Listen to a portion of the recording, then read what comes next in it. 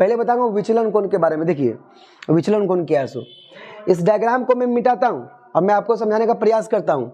आप ये मत सोचिए कि मैंने सब चीज़ लेकर आया है, सब चीज़ उतार के दे दिए, ऐसा नहीं है भाई। हम आपको समझाएंगे, एक एक करके समझाएंगे, चिंता क्या करते हैं आप, है ना। आपको हम एक एक करके समझा देंगे, ऐसा कोई बात नहीं है। मैं लेकर आता हूँ इसलिए ताकि आपका टाइम बचे और मेरे को भी टाइम बचे बताने में, क्योंकि आपको बताते समय हम इतना बार बोलते हैं ना कि आपको लर्न हो जाता है, इतना बार रिपीटेशन करवाते हैं कि आपको लर्न हो जाता है। तो मैं प्रयास करता हूँ कि आप मेरे से पढ़ें तो आपको लर्न क्लास में 80% से अबव हो जाए। अरे 10% बचेगा तो रिवीजन जब करोगे तो आध हो ही जाएगा। देखिए अब मैं बताता हूँ विचलन कोण क्या है। देखिए सबसे पहले मैंने एक प्रिज्म लिया, मैंने क्या लिया, एक प्रिज्म लिया, और आप लोग ही बताना कि हम क्या करेंगे। मैंने एक प्रिज्म लिया और इस प्रिज्म में मैंने क्या किया, एक श्वेत रंग, मतलब मान लीजिए कि कोई किरणें डाला, कोई किरणें डाला, और ये किरणें कौन, ये किरण जो होती है इसे क्या बोलते हैं, आपतित किरण। क्या बोलते हैं, आपतित किरण बोलते हैं। क्या बोलते हैं बच्चा, आपतित किरण बोलते हैं। और हम जानते हैं कि बच्चा यहाँ पे क्या होता है, अभिलंब होता है। क्या होता है, अभिलंब।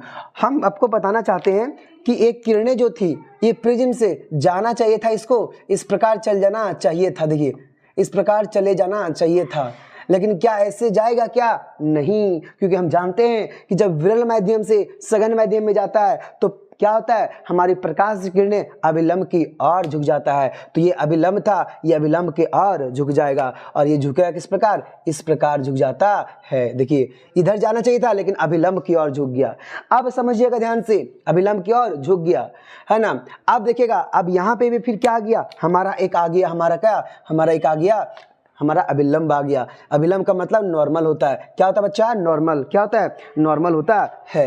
अब देखिए ध्यान से, अब ये था हमारा विरल सघन माध्यम। अरे ये हवा वाला जो पार्ट होता है ना, हवा वाला जो माध्यम होता है उसको बोलते हैं विरल माध्यम। क्या बोलते हैं, विरल माध्यम। क्या बोलते हैं, विरल माध्यम। और जो हमारा ये कांच हो गया, हमारा प्रिज्म हो गया, हमारा पानी हो गया, हमारा दूध हो गया, अनदर जो भी चीज आप ले सकते हैं, वो हमारा क्या होता है, सघन माध्यम। क्या होता है, सघन माध्यम। सघन माध्यम होता है। तो जब सघन माध्यम से बाहर निकलता है ना विरल माध्यम में, ये भी क्या हो गया, विरल माध्यम हो गया। ये भी हमारा क्या पार्ट हो गया, विरल, क्योंकि ये भी हवा वाला पार्ट है। तो जब विरल माध्यम में ये फिर जाता है तो इसको जाना चाहिए था इसी प्रकार, सॉरी देखिए इसको जाना चाहिए था इसी प्रकार। देखिए ध्यान, जाना चाहिए था इसी प्रकार। देखिए ध्यान से, जाना चाहिए था इसी प्रकार, लेकिन ऐसा जाएगा क्या, ऐसा जाएगा क्या, नहीं जाएगा, क्योंकि हम जानते हैं कि जब सघन से विरल जाता है तो अभिलंब से दूर भागता है, अभिलंब से दूर। तो अभिलंब यहाँ था, अभिलंब यहाँ था, इससे दूर भागेगा, इसका मतलब है कि ये नीचे की ओर आ जाएगा, नीचे की ओर आ जाएगा। और देखिए इसका जो पीछे क्या बनेगा, इसका प्रतिबिंब बनेगा, और जहाँ प्रतिबिंब दोनों रेखा कटेगा, दोनों रेखा कटेगा, है ना, दोनों रेखा यहाँ पे कटा इस जगह, तो यहाँ पे एक कोण बनता है जिसका नाम क्या होता है, विचलन कोण होता है। तो हमारा कहने का मतलब है कि डायग्राम पहले से लावे या हम कभी भी उतारें, आपको मैं कॉन्सेप्ट बताने के लिए पीछे नहीं हटूंगा। ये हमारा क्या हो गया, विचलन कोण हो गया। क्या बच्चा हो गया, विचलन कोण हो गया। अब नामकरण कर देते, देखिए इसको मानते ए, इसको मानते बी, इसको मानते हैं सी, इसको मानते हैं मान लीजिए डी, और इसको मानते हैं जी। अब बोलिए ए बी वाले कौन हो गया, किरण। ए बी हमारा क्या हो गया, आपतित किरण, आपतित किरण, आपतित किरण। और बताइए बीसी क्या हो गया, बीसी ये हमारा क्या हो गया, अपवर्तित किरण। क्या हो गया बच्चा, अपवर्तित किरण, अपवर्तित किरण। और लास्ट हमारा जो होता है सीडी, सीडी क्या हो गया, निर्गत कोण। क्या हो गया, निर्गत कोण, सॉरी निर्गत किरण, निर्गत किरण।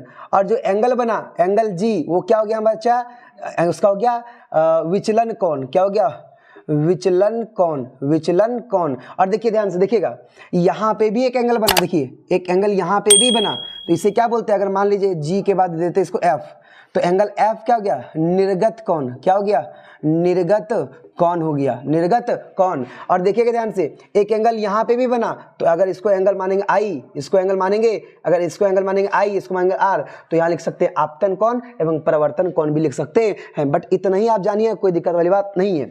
मतलब ये हुआ आपतित किरण, ये हुआ अपवर्तित किरण, ये हो गया निर्गत किरण।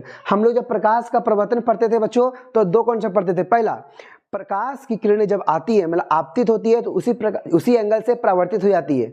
लेकिन जब हम अपवर्तन पढ़ते हैं तो 3 चीज पढ़ते हैं, आपतित किरण, अपवर्तित किरण और प्लस में निर्गत किरण, 3 चीज। और वहीं पे जब इसका बनता है पीछे की इमेज प्रतिबिंब, तो जो एंगल बनता है उसको क्या बोलते हैं हम लोग, तो उसको हम लोग विचलन कोण बोलते हैं, डेविएशन एंगल बोलते हैं।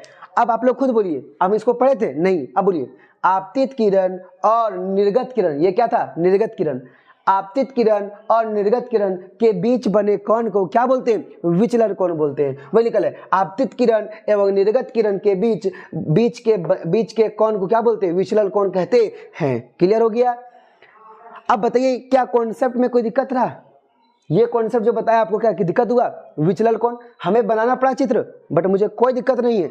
आपको लगा कि मैं पहले से लिख के आया, अरे लिख के तो लाते हैं, बट अगर कहीं समझाना भी पड़े तो मैं लिख के क्या उसको मिटा